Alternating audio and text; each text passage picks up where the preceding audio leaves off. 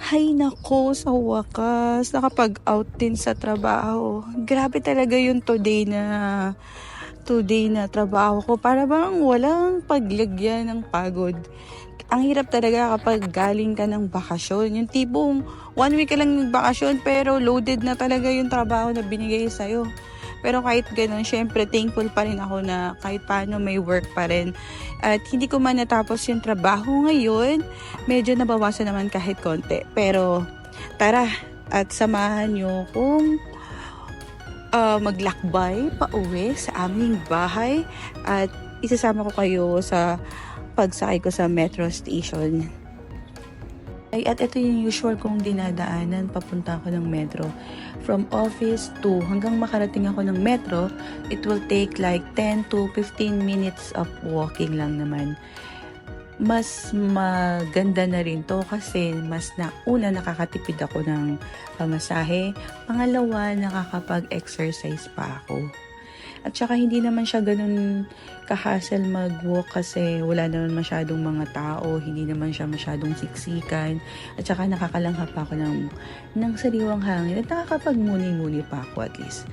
Ito yung pababa ng station malapit sa office namin. Kita niyo naman, wala masyadong tao. 10 p.m. ito eh.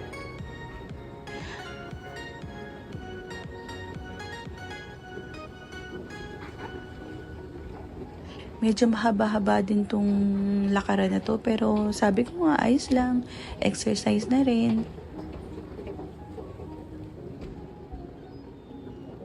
Itong metro station na to, bali meron din yung convenience store sa loob. Tapos may ATM machine din nearby. So kapag kailangan mo ng, kailangan mo mag-withdraw, meron kang pwedeng puntahan. Nakaraan nga, nung nag-check ako ng balance ko sa Metro card, pag-check ko, expired yung card ko. Na-expire pala yung kapag hindi ko na-register. So, ayun, bumili na naman ako ng bago at nasayang yung laman nung Metro card ko. Meron pa naman 30 QR yun. Kita nyo hanggang dito sa elevator, wala naman akong ibang kasakay. Pero pagpasok mo ng pinaka-train, dun sa pilahan talaga, maraming tao. Pero pagka yung parang yung sa entrance lang, feeling mo walang mga tao, pero meron talaga yan.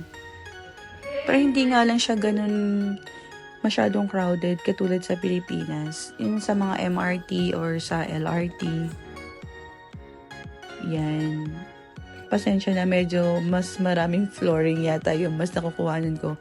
Kasi natatakot ako baka may mga masagi ako mga ibang tao, mga Arabic. Kasi mostly, diba, bawal kasi silang makuhanan. Very strict lang din. So, eto, nandito na ako sa Cornish Station. At 5 minutes pa yung waiting time ko.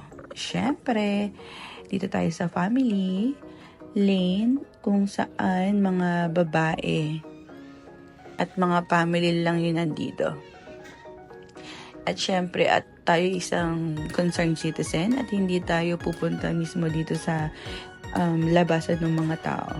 Kasi alam mo yun dyan sa metro, naku, pag sinabing huwag harangan, lalo pa talaga nilang haharangan yung mga tao papalabas. Manong hintayin muna nila, diba, na makalabas bago sila pumasok? Eto, picture-picture muna tayo at video-video muna tayo para pampagood vibes. Yan, nakita niyo yung, yung lalaki na yun. Ayan, dapat makukuhanan ko pa yung entire station kanina, pati pag-open ng door para makita niyo kung maraming tao. Kasi yung lalaki na yan, hindi niya kasi alam yung way papunta sa isang station. So, nagtanong siya sa akin. Luckily, parehas naman kasi kami ng pupuntahan. So, ginabayan ko na lang siya.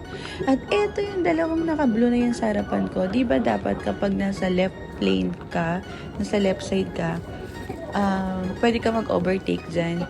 Dapat sa kanan ka lang kung hindi ka naman masyadong mamadali. Eh, ayun. Tapos kung nag-intay pa ako sa kanila, nakakaya naman, di ba? Yun, eto, hindi ko alam sa bandang yan na nag-open up pala yung door papunta dun sa station na sasakyan ko. So, dito ko pala siya nakita sa kaliwa. So, yan, tinakbo ko talaga yan. Kaso, ang nangyari, syempre, tumunog na kasi yung door for closing. So, hindi ko na talaga siya hinabol. Delikado din naman kasi kung hahabulin ko pa mamaya maipit pa ako. Tsaka last time kasi, may nakita akong babae, hinabol niya talaga yan. Tapos, nung paghabol niya, naipit yung kapiraso ng damit niya dun sa door. Tapos, bigla talaga siyang tumalsik. So, from that day, never talaga ako nag-attempt na humabol kahit na alam kung pwede pa ako or makakapasok pa talaga ako. Hindi na talaga, baka mapano pa ako. So, yun, hindi ko nadalin talaga na video na lahat nung entire journey ko papunta. Siguro mga 6 station pa yun kasi may kasabay nga ako eh. Medyo madaldal din. Tapos eto, at flooring na lang din talaga yung nakuhanan ko kasi sobrang may mga tao na at ayokong matanong nila ako bakit ako nag-video or baka masagi ko din kasi yung iba na alam mo na Arabic country kasi so mahirap na talaga. And then, medyo matarik din tong papanik na to eh sa taas pa way out. So, merely lakad lang talaga at nakaka-exercise yung pagme-metro. Nakakabawas din talaga ng fats. Hopefully, soon, talagang makabawas ako ng timbang.